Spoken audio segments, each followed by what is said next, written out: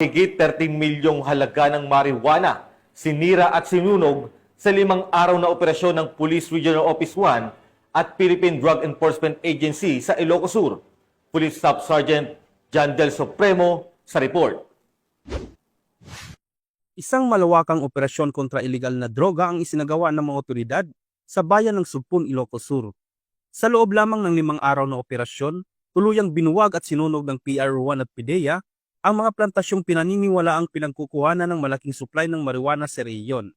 Sa Barangay Likungan, natuklasan ang 21 plantasyon ng marijuana na may kabuuang lawak na mahigit 11,000 metro kwadrado.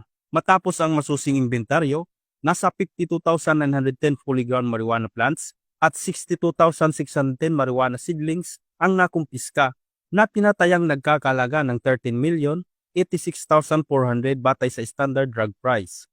Kabilang sa mga unit na nagsagawa ng operasyon ang Sugpon Municipal Police Station, Ilocos Sur 1st and 2nd PMC, PIDEA Regional Office 1, Ilocos Sur PIU, at Provincial Drug Enforcement Unit. Ayon kay Police Brigadier General Dindo R. Reyes, Regional Director ng PRO1, ang tagumpay na ito ay patunay ng matibay na samahan ng ating kapulisan, ng PIDEA at ng komunidad na nagmamalasakit. Dagdag pa niya, hindi tayo titigil hanggat may banta ng ilegal na droga sa rehiyon. Ang matagumpay na operasyong ito ay direktang tugon sa 7 Focus Agenda ni Acting Chief PNP, Police Lieutenant General Jose Melencio Nartatis Jr.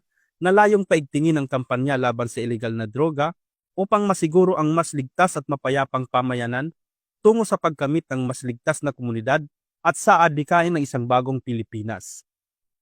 Mula dito sa Ilocos Region, ako ang inyong PNN correspondent, Police Staff Sergeant John Del Supremo, alagad ng batas, tagataguyod ng balitang pulis.